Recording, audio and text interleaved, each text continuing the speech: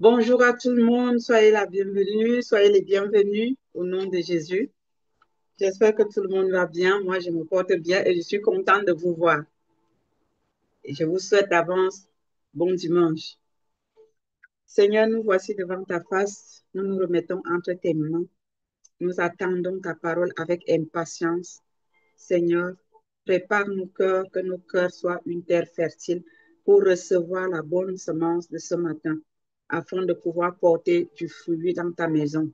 Au nom de Jésus. Amen. Amen. Donc, ce matin, ça va être chaud. Ça va être chaud parce que les loups sont dans la bergerie. Il y a le feu étranger dans la maison de Dieu. Et le Seigneur m'a mandaté de sonner la trompette et d'appeler son Église à la repentance. Ça ne va pas. Le peuple de Dieu joue avec le péché. La crainte de l'Éternel a disparu du milieu de nous et ça doit revenir. Tout ceci à cause des prédications et des enseignements qui ne viennent pas de Dieu, des faux enseignements, des fausses prédications. Dieu n'est pas content. Nous allons à la dérive, nous l'Église, corps de Christ.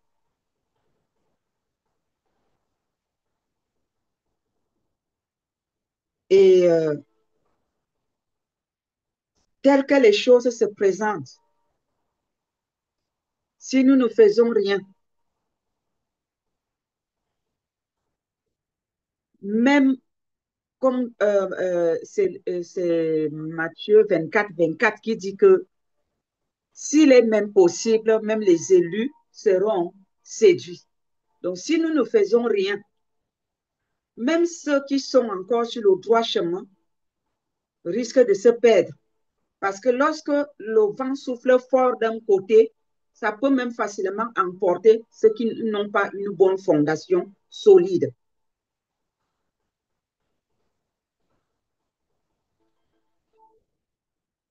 Je vais lire 2 Rois 4, du verset 38 au verset 41. Élisée revint à Gilgal et il avait une famine dans le pays. Comme les fils des prophètes étaient assis devant lui, il dit à son serviteur, mets le grand pot et fais cuire un potage pour les fils des prophètes. L'un d'eux sortit dans les champs pour cueillir des herbes. Il trouva la vigne sauvage et il y cueillit des coloquintes sauvages, plein son vêtement. Quand il rentra, il les coupa en morceaux dans le pot où était le potage, car on ne les connaissait pas. On servit à manger à ces hommes, mais dès qu'ils eurent mangé du potage, ils s'écrièrent, la mort est dans le pot. C'est ça le titre de notre message. La mort est dans le pot. Homme de Dieu, et ils ne purent manger. Élisée dit, prenez de la farine. Il en jeta dans le pot et dit, sers à ces gens et qu'ils mangent. Et il n'y avait plus rien de mauvais dans le pot. Aujourd'hui, la mort est dans le pot de l'Église. La mort se trouve dans le pot de l'Église. Il est question d'assainir le pot, car les coloquintes sont dedans. C'est quoi les coloquintes dans l'Église de Jésus? C'est la compromission. La compromission est rentrée dans l'Église. Et cette compromission est approuvée par des chrétiens. C'est ça le plus danger. C'est ça qui est grave. Les gens qui ne connaissent pas Jésus peuvent approuver le péché on se comprend, on se dit que bon, ils ne connaissent pas Christ. Mais nous, les chrétiens qui lisons la Bible, comment est-ce que nous pouvons soutenir le mal? Au lieu d'assainir le pot, on oblige aux gens de manger les coloquintes pour recevoir la mort. Et si l'homme de Dieu, qu'est-ce qu'il avait fait? Élisée avait jeté de la farine dans le pot pour assainir. Nous devons jeter notre farine avec les prières pour assainir l'Église. Nous ne devons pas approuver les coloquintes dans le pot, c'est-à-dire approuver le péché dans l'Église.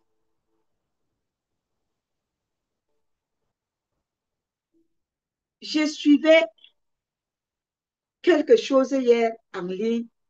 Je ne m'en revenais pas que les chrétiens citent la Bible en soutenant le mal, en soutenant le péché.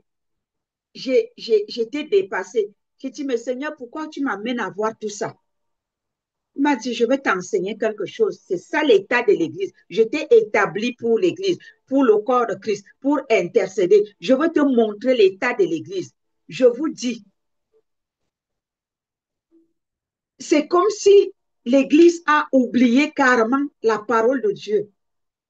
Mais le comble, c'est que les mêmes chrétiens te citent la parole de Dieu hors contexte pour soutenir le mal. Seigneur, je ne m'en revenais pas. Le Seigneur me dit, oui, c'est ça l'état de l'Église actuelle. On a l'impression que les chrétiens ne connaissent plus la parole de Dieu ou alors connaissent la parole de Dieu à l'envers. Il y a les coloquintes dans le pot de l'Église. Il y a les coloquintes dans le pot de l'Église. Et il nous faut prier. Il nous faut nous lever et dire non à ce qui se passe. Ça ne va pas. Ça ne va pas du tout. Proverbe 7, du verset 22 au verset 27, je lis au nom de Jésus. Il se mit tout à coup à la suivre, comme le bœuf qui va à la boucherie, comme un fou qu'on lie pour le châtier. Verset 23. Jusqu'à ce qu'une flèche lui perce le foie, comme l'oiseau qui se précipite dans le filet sans savoir que c'est au prix de sa vie. Verset 24. Et maintenant, mes fils, écoutez-moi et soyez attentifs aux paroles de ma bouche. Que ton cœur ne se détourne pas vers les voies d'une telle femme. On parle ici de la femme étrangère. Ne t'égare pas dans ses sentiers. Verset 26. Car elle a fait tomber des victimes et ils sont nombreux, tous ceux qu'elle a tués. Ils sont nombreux, tout ce que la femme étrangère a tué. Verset 27. Sa maison, c'est le chemin du séjour des morts. Il descend vers les demeures de la mort. C'est qui la femme étrangère? C'est celle qui n'a pas le même Dieu que nous. Et Dieu dit, mes enfants, avant d'aller les chercher, rassurez-vous que vous avez le même Dieu, que vous êtes les enfants d'un même Père, que vous avez le même ADN de Jésus-Christ. Si ce n'est pas le cas, cette femme étrangère que tu vas côtoyer n'a pas le même ADN que toi. La suivre, c'est amener ton âme à la boucherie. La suivre, c'est choisir le chemin de la perdition. Cette femme étrangère a tué des hommes forts, des hommes puissants. Ça veut dire qu'elle a fait chuter les hommes puissants. Tu ne peux pas dire, je suis fort, je suis mûr spirituellement, alors je m'en vais jouer avec une personne, une Jézabel, avec une femme étrangère, elle va te faire ça dur. Dur. La femme étrangère est rusée. Je vous conseille d'aller lire tout le Proverbe 7, du verset 1 jusqu'à la fin. Vous allez comprendre bien de quoi il est question. Je n'ai pas le temps de parcourir ça maintenant. Donc, je vous donne cet exercice. Ça vous permet aussi de sonder les Saintes Écritures et le Seigneur va se révéler à vous. La femme étrangère, c'est celle qui tue les prophètes. C'est celle qui tue les hommes de Dieu. C'est celle qui tue les chrétiens convertis. C'est celle qui amène les chrétiens en enfer.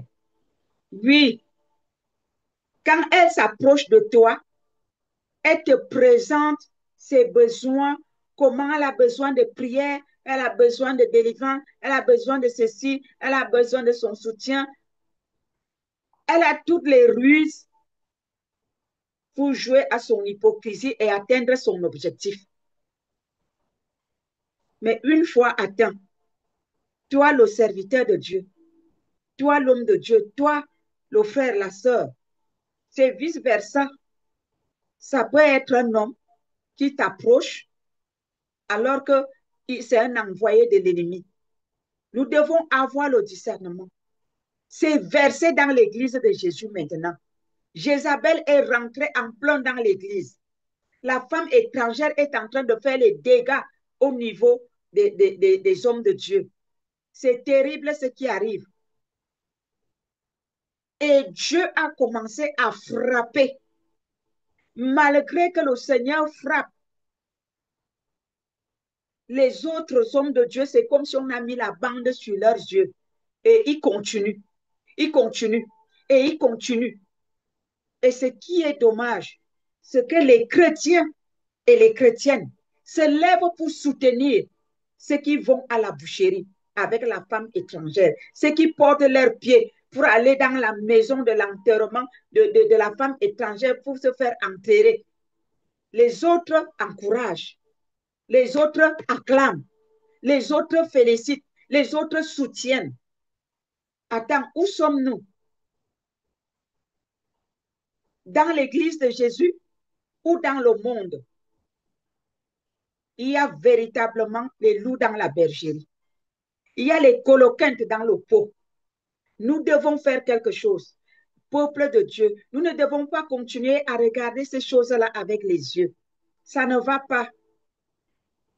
Ça ne va pas. Souvenez-vous de Matthieu 24, 24.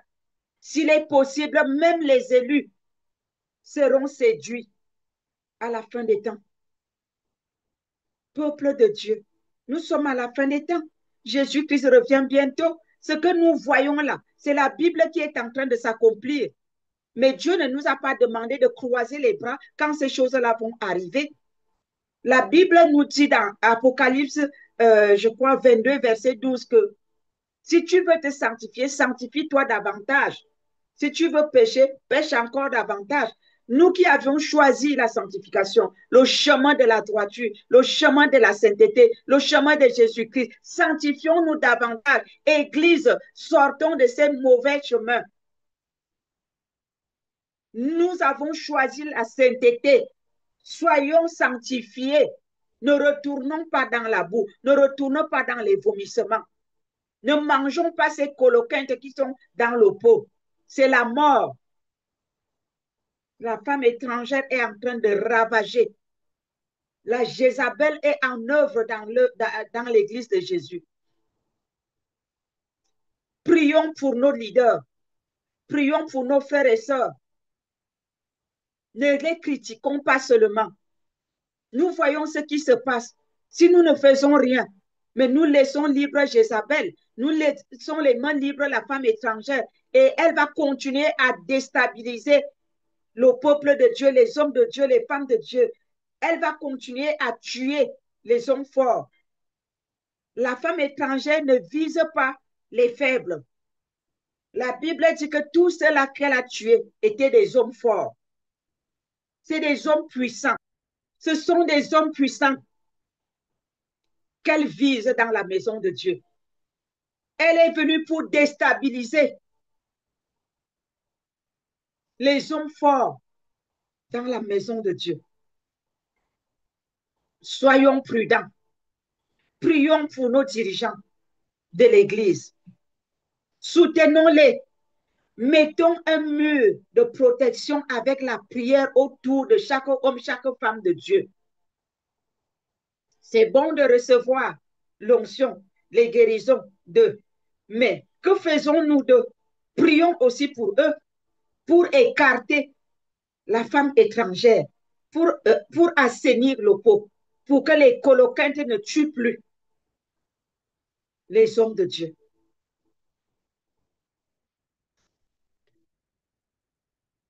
Jérémie, chapitre 13, verset 26 nous dit, n'est-ce pas en cela qu'a péché Salomon à cause de la femme étrangère, roi d'Israël? Il n'y avait point de roi semblable à lui, un grand roi. Il n'y avait point de roi semblable à lui. Parmi la multitude des nations, il était aimé de son Dieu. Et Dieu l'avait établi roi sur tout Israël. Néanmoins, les femmes étrangères l'entraînèrent aussi dans le péché. Vous savez, la sagesse voudrait que quand vous êtes même un homme de Dieu ou une femme de Dieu, et vous avez affaire à une soi-disant brebis du sexe opposé. Si tu es une femme comme moi, ce que je déclare ici, là, mon mari peut l'affirmer. Si tu es une femme comme moi, quand la personne t'interpelle, tu finis de l'écouter bien. Après, tu lui dis, OK, j'ai bien écouté. Je vais te mettre en contact avec mon époux. Il va s'occuper de toi. Même si c'est que c'est toi qui vas travailler par derrière, mais passe par ton époux. Que lui soit devant avec le sexe opposé pour travailler. Soyons sages. Il y a les coloquintes dans le pot. Il y a la mort dans la maison de Dieu. Les loups sont dans la bergerie. Soyons prudents. Et si c'est toi l'homme, tu as une femme, ne dis pas que oh, ma femme n'est pas dans le ministère, elle est maman pasto. Forme ta femme. Forme-la. Arrête de t'enfermer dans les bureaux avec les femmes pour dire je veux prier pour elle, je veux prier pour elle et ça se termine mal. Parce que cette femme qui vient, tu ne sais pas si réellement elle a besoin d'aide ou alors elle est une femme étrangère qui est venue pour te faire chuter. Mon mari, quand tu le contactes, tu lui dis que voilà, j'ai tel problème. Il finit de t'écouter. Il finit de t'écouter.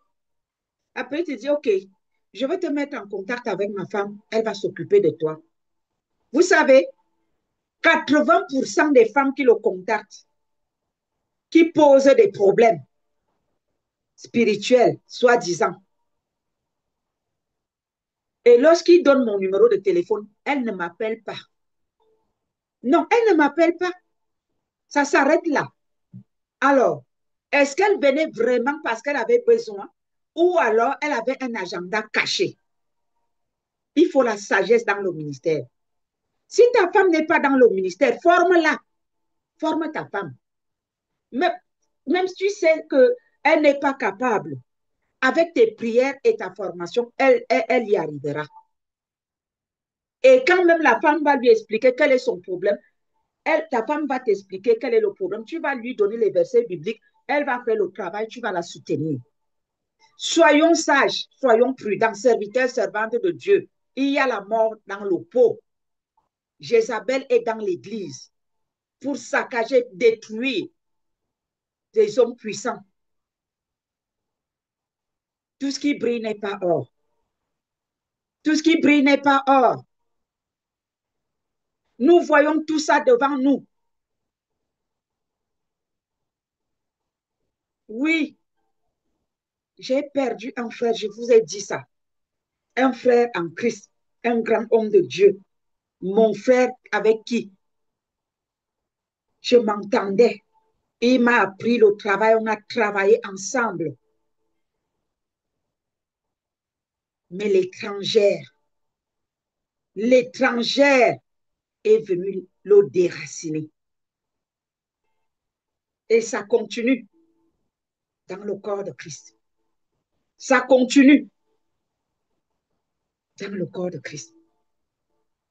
Peuple de Dieu, la mort est dans le pot. Levons-nous, prions, mettons Jézabel dehors. La Bible dit que Salomon était un grand roi. Mais ce sont les femmes étrangères qui l'ont déraciné, qui l'ont fini. Tu te dis, je suis fort, même si la femme se déshabille devant moi, ça, ce n'est pas mes oignons. Tu n'as pas encore rencontré Jézabel, mon frère. Ne joue plus avec le feu.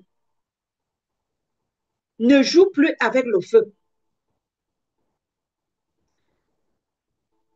Les chrétiens ont l'habitude de dire que aux grandes onctions, les grands combats, plus tu es puissant, plus Satan va envoyer une Jézabel aussi puissante. Donc, il faut mieux prendre ses mesures. Il faut mieux prendre ses distances et se protéger. Ce n'est pas la faiblesse de se protéger, c'est plutôt la sagesse. Oui, Jésus-Christ, quand on le persécutait dans une ville, il fuyait de nuit pour aller dans une autre ville. Pourtant, il était Dieu. Il pouvait faire face, il pouvait décider. Une seule seconde, il dit, je vous extermine, et tout le monde était exterminé. Mais non, il préférait fuir de nuit et il partait. Qui sommes-nous pour dire qu'on ne peut pas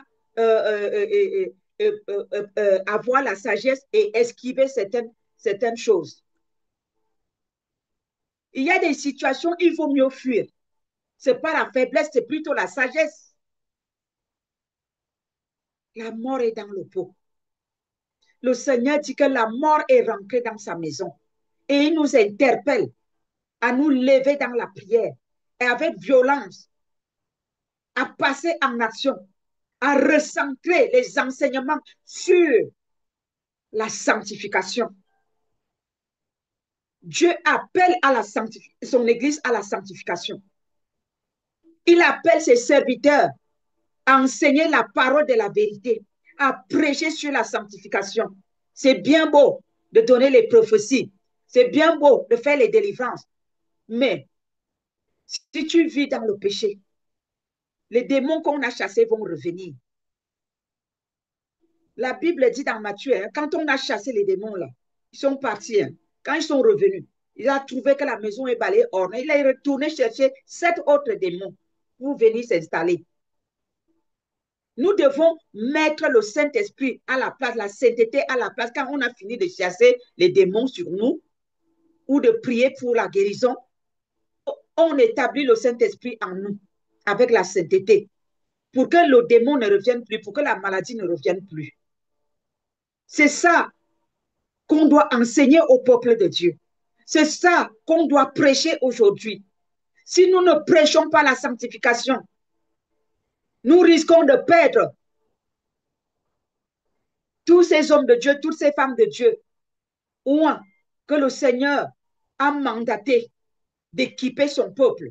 Et la faute nous reviendra. Dieu nous demandera des comptes parce qu'il nous a donné sa parole, il nous a donné sa puissance, son autorité, il nous a donné le souffle de vie pour qu'on puisse se lever avec efficacité, avec puissance, avec autorité pour mettre dehors l'homme fort. La Bible dit que l'ennemi viendra par un chemin, mais l'Esprit de Dieu le mettra en fuite par ce chemin. Pour que l'Esprit de Dieu le mette en fuite par ce chemin, il faut que nous-mêmes, nous soyons sanctifiés. Tu ne peux pas chasser un démon si toi-même tu es dans la souillure. Tu ne peux pas vivre dans l'adultère et venir chasser les démons. Ils vont partir parce que Dieu ne se répand pas de son don, mais ils vont venir te faire la fête. Et la fête qu'ils vont te faire, tu vas te retrouver par terre. Et c'est ce qui arrive. C'est ce qui arrive. 2 Corinthiens, chapitre 12, verset 21 nous dit, je crains qu'à mon arrivée, mon Dieu ne m'humilie de nouveau à votre sujet et que je n'ai à pleurer sur plusieurs de ceux qui ont péché précédemment et qui ne se sont pas repentis, hein, qui ne se sont pas repentis de l'impureté, de l'impudicité et des dissolutions auxquelles ils se sont livrés. Nous allons prier, nous devons prier et nous devons nous lever dans la prière contre les impudicités, les impuretés, la dissolution. Nous devons prier contre ces choses. Nous devons prier contre ces choses et nous devons prêcher contre ces choses. Nous devons aussi enseigner par rapport aux conséquences que ces choses, ces péchés-là amènent dans la vie du chrétien. Si on ne leur dit pas, la Bible dit que mon peuple périt par manque de connaissances. Les gens sont concentrés pour trouver la guérison, pour trouver les solutions à leurs problèmes. Mais après avoir trouvé la solution, ils n'avancent pas. Le diable revient arracher et c'est la boucle. Il tourne en rond.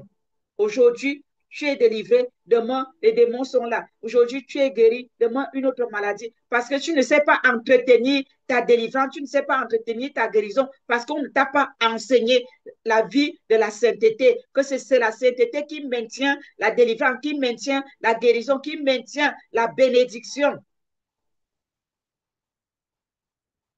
Il faut vivre la sainteté pour maintenir la gloire de Dieu dans ta vie, la bénédiction de Dieu dans ta vie, la promotion de Dieu dans ta vie. Et pour exceller dans ton appel, pour développer tes dons, tes talents. Je crains qu'à mon arrivée, mon Dieu ne m'humilie de nouveau à votre sujet et que je n'ai à pleurer sur plusieurs de ceux qui ont péché. Pourquoi? Parce que Dieu ne nous condamne pas dans le péché. Il voudrait que lorsqu'on pêche, qu'on se répande. Comment est-ce qu'on se répand? Parce que le mot repentance, les gens ne le comprennent pas clairement. Je vais vous expliquer la repentance. La repentance, ce n'est pas Seigneur, pardonne-moi. La repentance, c'est Seigneur, je reconnais que j'ai péché. Et tu cites ton péché. Si c'est la médisance, tu dis Seigneur, je reconnais que j'ai une langue médisante et j'ai médit contre mon frère, contre ma soeur, contre ma femme, mon mari, contre mon pasteur, contre je ne sais pas, ma meilleure amie, mes parents, je le reconnais. Maintenant, Père, je te demande pardon. Je ne voudrais plus recommencer. Je prie que ton Saint-Esprit m'aide, que ton sang, Seigneur Jésus, me lave de ce péché de médisance. Je renonce à la médisance. Je ne voudrais plus recommencer. Saint-Esprit, aide-moi car je ne suis pas capable de moi-même. Mais par toi, j'y arriverai. Vous savez, quand tu finis de faire ça, ce n'est pas le lendemain que tu vas cesser, à moins que ce soit un miracle de Dieu, parce qu'il est capable de tout. Mais le plus souvent, le diable va venir t'inciter à médire. Mais quand tu vas finir de médire, ce n'est pas là le problème, mais quand tu vas finir de médire, c'est là où il y a le problème. Quand tu vas finir de médire, quelle sera ton attitude? La meilleure attitude veut que, oh Seigneur, j'ai encore médit, alors que je n'ai plus envie. Et tu ne le dis pas seulement de la bouche, tu le ressens à l'intérieur de toi. C'est-à-dire, tu sens que tu as fait quelque chose de mauvais et tu n'es pas d'accord. Ça te rend triste. Tu commences à parler à Dieu. Tu dis, Seigneur, je ne veux pas. J'ai dit, je n'ai plus envie. Saint-Esprit, il faut m'aider. Et il faut le dire véritablement du fond de ton cœur. Dieu regarde au cœur. Il sait si tu dis vrai. Et quand il sait que tu dis vrai, tu vas te retrouver plusieurs jours. Tu dis, hey, Je ne médis plus. Quand quelqu'un commence à vouloir médire à côté de toi, ton cœur rejette, tu n'as pas envie d'entendre. Ça te met mal à l'aise. À la fin, tu te sépares de la médisance et tu es délivré. Si tu commences seulement à dire, oui, Seigneur, je me répands de la médisance, vraiment, Seigneur, pardonne-moi. Non, il faut reconnaître, il faut citer, il faut parler. Le Saint-Esprit est là pour ça. Jésus en partage ne nous a pas laissé ça. Il nous a laissé son Saint-Esprit. Et c'est ce Saint-Esprit qui nous aide parce que nous manquons de force. Amen. Nous manquons de force. Donc, je reprends.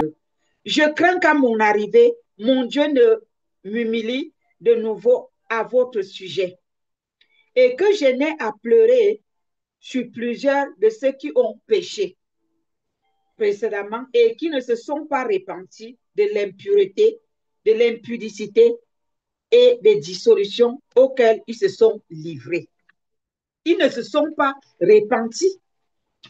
Ça veut dire que s'ils se repentent réellement, Dieu est bon et miséricordieux pour pardonner nos péchés, à condition qu'on les reconnaisse, qu'on les confesse et qu'on prenne la résolution de les abandonner. En ce moment-là, nous plaidons le sang de Jésus, le sang de l'agneau, le sang innocent qui a coulé à la croix de Golgotha, que ce sang-là parle en notre faveur, qu'il nous justifie, qu'il nous purifie, qu'il nous lave de tout péché, de toute condamnation et de toute souillure. Et nous devenons justifiés, nous devenons purs et nous pouvons maintenant avoir accès au trône de grâce. Amen. Parler à Dieu directement, cœur à cœur, dans le lieu très saint et recevoir l'exaucement.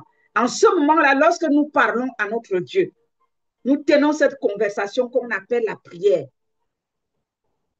Nos prières montent vers lui comme un parfum de bonne odeur. Et nous recevons la réponse, la solution. Mais si nous vivons dans le péché, parce que Jézabel est là, la mort est rentrée dans le pot, et Jézabel nous fait manger les coloquins sauvages, qu'est-ce qui va nous empêcher de mourir? Nous devons assainir le pot à travers la repentance, la reconnaissance de nos erreurs. Et le pot sera assaini. Alléluia. Le mal est appelé bien dans l'Église. C'est pas bien, c'est mauvais. C'est très mauvais d'ailleurs. Ésaïe chapitre 5, verset 20 nous dit, malheur à ceux qui appellent le mal bien et le bien mal, qui changent les ténèbres en lumière et la lumière en ténèbres, qui changent l'amertume en douceur et la douceur en amertume. C'est dommage, je vous ai dit que j'ai suivi quelque chose hier sur la toile. Les chrétiens qui soutiennent le péché, en citant même les versets bibliques pour s'appuyer dessus, pour soutenir le péché. Seigneur, les chrétiens qui soutiennent quelqu'un qui s'égare, quelqu'un qui va à la boucherie, à la voie de l'égarement, dans la maison de la femme étrangère, et les autres acclament, le félicitent. Les autres hommes de Dieu qui peuvent donner des conseils, ils sont là pour féliciter. Les autres chrétiens qui peuvent même prier que, wow, qu'est-ce qui arrive comme ça à notre frère, à notre soeur? C'est eux qui acclament, qui félicitent. Jesus. Il y a le feu étranger dans la maison. Nous avons le feu étranger dans la maison de Dieu. S'il vous plaît, levons-nous dans la prière. Peuple de Dieu, ne les jugez pas, ne les condamnez pas. Ceux qui sont absorbés par ce feu, ne les encourageons pas non plus, mais prions pour eux. Prions, nous tous. Ne prenez pas cette affaire comme étant l'affaire des autres. Si ça atteint votre pasteur, si ça atteint votre mère spirituelle, si ça atteint votre fils spirituel, si ça atteint votre époux, votre femme, c'est en ce moment-là que vous allez vous lever pour prier. C'est maintenant. Quand tu pries, ça ne pourra pas entrer chez toi. Et si c'est même entré, ça va sortir. Proverbe 17, verset 13 à 15 nous dit, de celui qui rend le mal pour le bien, le mal ne quittera point sa maison. Commencer une querelle, c'est ouvrir une digue. Avant que la dispute s'anime, retire-toi. Celui qui absout le coupable, ah, ah, c'est ça le verset plus intéressant dans cette affaire. Celui qui absout le coupable et celui qui condamne le juste sont tous deux en abomination à l'Éternel. Il faut savoir que toi qui soutiens le péché officiellement, toi qui vas soutenir quelqu'un dans l'erreur, au lieu de l'encourager à sortir de là, toi tu l'enfonces. Il faut savoir que toi-même tu consommes le péché au même titre que lui. Donc, lorsque le jugement de Dieu va tomber, la personne, si elle ne se répand pas, sera frappée au même titre que toi. Il vaut mieux fermer ta bouche que d'aller encourager quelqu'un qui est en train de s'enfoncer dans son péché et lui dire que ce qu'il fait est bien. C'est méchant, c'est très méchant.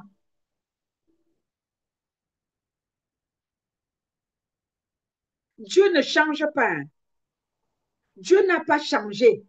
Il est le même hier, aujourd'hui et éternellement. Donc, ce qui se passe là, ne pensez pas que parce que ça se passe comme ça, Dieu ne voit pas. Il est l'agneau et il est le lion. Il laisse le temps de se repentir. Et quand le temps du jugement vient, il n'y a pas de remède. Peuple de Dieu, revenons sur le droit chemin. Sortons de la compromission. Ayons la crainte des Saintes Écritures. Ayons la crainte de la parole de Dieu. Nous avons fait un choix. Dieu nous a choisis. Nous avons tissé alliance avec lui. Pourquoi sortir de cette alliance pour entrer dans d'autres chemins? Pourquoi aller chercher le fait étranger pour ramener dans la maison? Pourquoi aller chercher les coloquintes pour venir mettre dans le pot?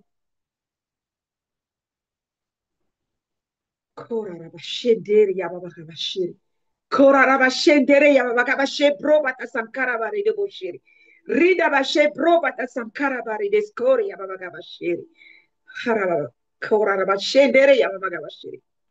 Sortez de vos mauvaises voies. Sortez de vos mauvaises voies.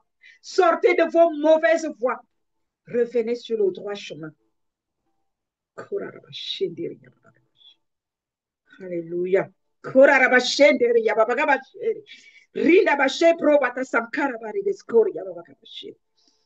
Alléluia.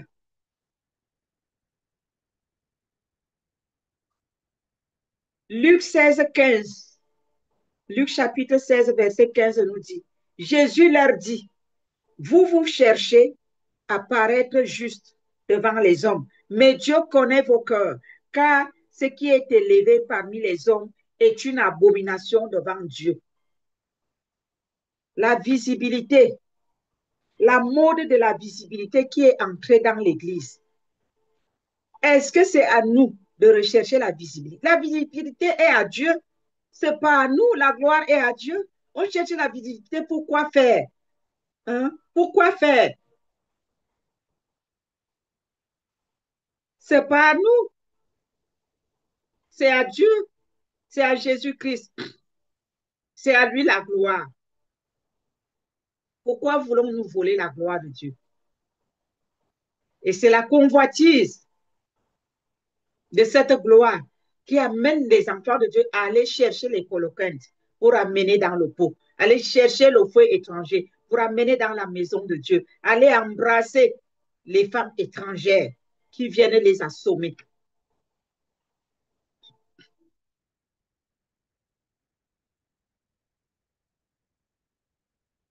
Ressaisissons-nous, peuple de Dieu. Revenons à l'Éternel notre Dieu. Ses bras sont ouverts comme ça. Il va nous accueillir. Revenons avec des larmes de repentance. Couvrons-nous de cendres. Humilions-nous devant sa sainte face. Il nous relèvera. Il nous pardonnera. Dieu ne veut pas la mort de celui qui pêche. Pourquoi mourions-nous, peuple de Dieu? Nous avons un Dieu compatissant, lent à la colère, riche en bonté et en miséricorde. Revenons à lui, à ce Dieu-là. Libérons-nous de l'étrangère qui détruit, de Jézabel qui détruit. 2 Timothée 3, 1 à 5 nous dit que sache que dans les derniers jours, il y aura des temps difficiles car les hommes seront égoïstes. Et c'est vrai, amis de l'argent. Voilà, nous sommes devenus égoïstes dans la maison de Dieu. Nous ne recherchons que notre propre intérêt, notre visibilité, notre propre gloire. Chacun veut être le plus vu, le plus connu. Et Jésus, alors, nous le mettons où? Voilà. Car les hommes seront égoïstes, amis de l'argent, fanfarons, hautains, blasphémateurs, rebelles à leurs parents, ingrats, irréligieux, insensibles, déloyaux, calomniateurs, intempérants, cruels, ennemis des gens de bien. C'est vrai. Quand toi, tu dis ce qui est bon, ce qui est bien, tout le monde se lève contre toi pour t'insulter, pour te calomnier.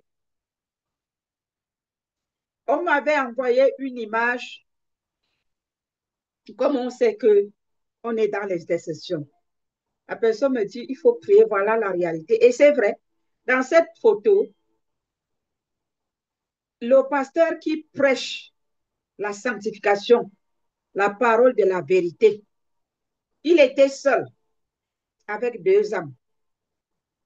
Et l'autre qui prêche le mensonge, qui ne touche pas le péché, il fait les prophéties, les dons de guérison, la prospérité. Il y avait un rang fou pour entrer dans son église. Parce que personne ne veut plus entendre parler de la parole de vérité, de la sanctification. Non, il ne faut pas toucher. Si tu touches le péché, mon frère, ma soeur, tu seras seul dans ton église avec tes bancs. Il vaut mieux être seul dans ton église avec les bancs que d'avoir une assemblée remplie de démons, de débauchés et aller tous en enfer. Et la Bible dit, ils seront ennemis des gens de bien, traîtres, emportés, enflés d'orgueil, aimant le plaisir plus que Dieu. Et c'est vrai, aimant le plaisir plus que Dieu, ayant l'apparence de la piété, mais reniant ce qui fait la force. Éloigne-toi de ces hommes. Peuple de Dieu, ayons le discernement. Sachons avec qui cheminer.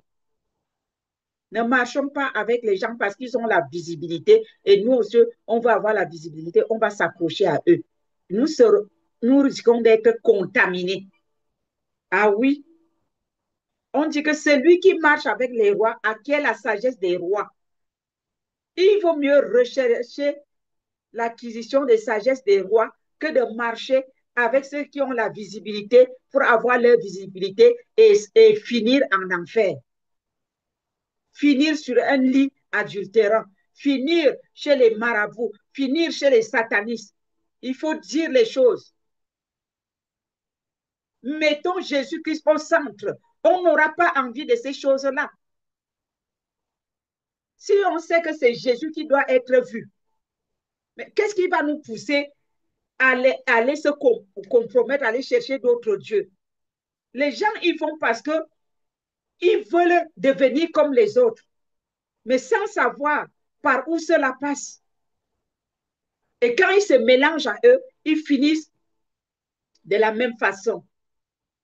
Ce n'est pas le bon chemin. serviteurs, servants de Dieu, enfants de Dieu, ressaisissons-nous. Nous avons fait un bon choix. Jésus-Christ, notre Seigneur et Sauveur. Suivons-le jusqu'à la fin. Suivons-le jusqu'à la fin. Si tu tombes, il ne te condamne pas, mais il te demande de revenir. Reviens à lui. Il est temps. Répands-toi. Confesse-lui ton péché. Il va t'accepter et il va t'aider.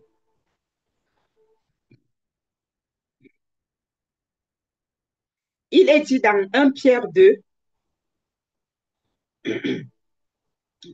verset 1, que rejetant donc toute malice et toute ruse, la dissimulation, l'envie et toute médisance.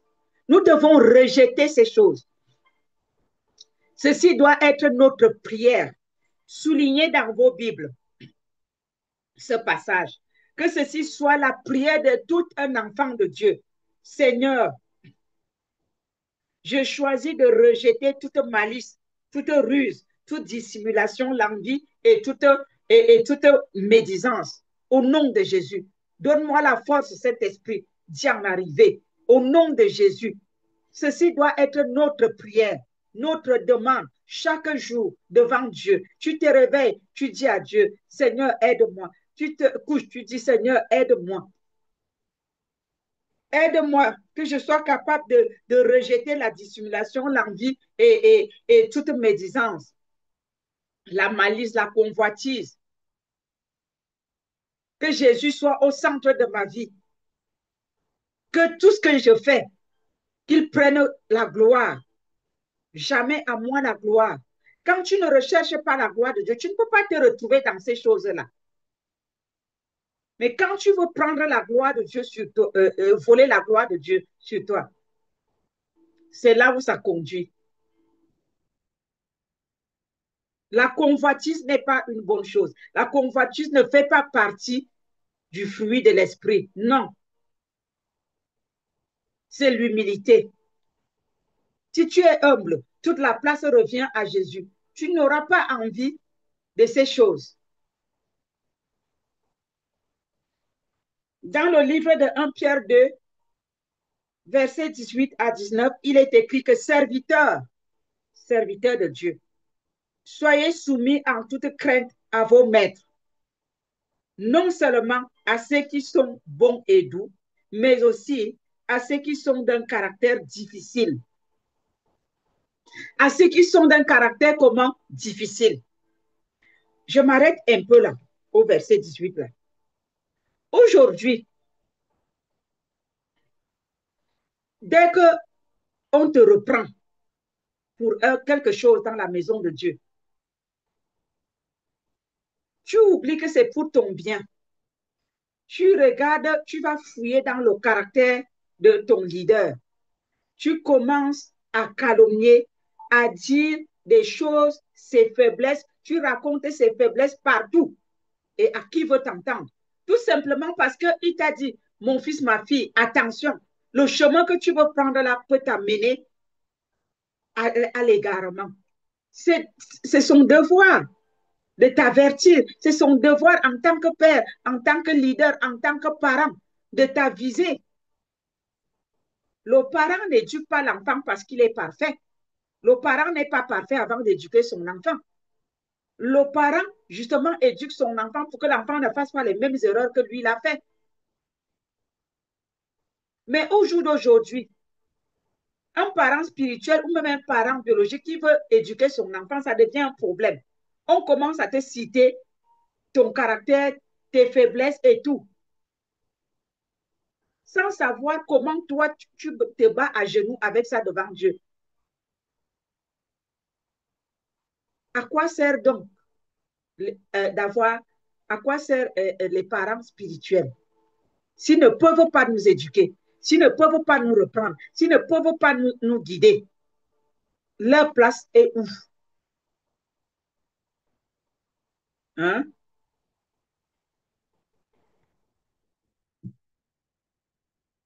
Verset 19. Car c'est une grâce que de supporter des afflictions par motif de conscience envers Dieu quand on souffre injustement. Si ton leader est injuste, il a un caractère difficile, mais et qu'il s'occupe de toi. Laisse son caractère difficile. Toi, prends ce qui est bien pour toi. Accepte la correction pour que toi, tu sois plus meilleur que lui. Et même, si tu vois qu'il a un caractère ou elle a un caractère difficile, mais va prier. Justement, tu es là pour ça. Il n'est pas dit que c'est seulement les dirigeants qui doivent prier pour les brebis. Les brebis ont la charge de prier pour les dirigeants qui ont le caractère difficile pour qu'eux aussi soient transformés. C'est comme ça. Nous sommes complémentaires. Chacun doit jouer son rôle. Paul disait toujours prier pour moi. Et dans Éphésiens, il est écrit quoi? De prier pour tous les saints, non? Et de prier pour les dirigeants afin que la parole de Dieu nous soit donnée à tout moment. Quand on rend ministère, que nous soyons inspirés par le Saint-Esprit, nous avons besoin de ces prières-là. Mais à cause des coloquins qui sont entrés dans l'Église, du feu étranger qui est entré dans l'Église, même les brebis se sont laissés avoir. Personne n'a joué son rôle. Et au jour d'aujourd'hui, nous assistons à ce scandale des coloquintes dans le pot, du feu étranger dans la maison de Dieu. Jézabel qui a pris la place pour faire taire le Saint-Esprit au milieu de nous. C'est une abomination. Le Seigneur n'est pas content. Il nous interpelle.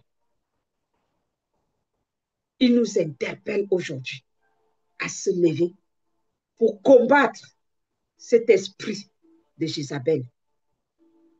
Il nous demande de faire sortir les coloquintes qui sont dans le pot et d'assainir le pot avec l'évangile de vérité, l'évangile de la sanctification et de la repentance. Obéissons à cette instruction. C'est pour notre bien et pour le bien de l'Église de Jésus. Que ceux qui ont les oreilles entendent ce que dit l'Esprit du Seigneur aujourd'hui. Jésus-Christ est à la porte. Il revient bientôt. Nous sommes son épouse et il attend que nous nous sanctifions. Parce qu'il a promis une église sainte, sans reproche, sans ride, à Dieu le Père, sainte et irréprochable. Une église qui s'est sanctifiée, qui a lavé sa robe, qui s'est purifiée, une église qui s'est préparée. Et c'est le moment. Et comme la préparation là est rude et difficile, il nous interpelle aujourd'hui à se lever pour faire quelque chose. Ne perdons plus du temps. Mettons dehors Jézabel. Mettons dehors la femme étrangère. Ne mourrons pas comme le roi Salomon. Non. Jésus-Christ est venu à notre époque.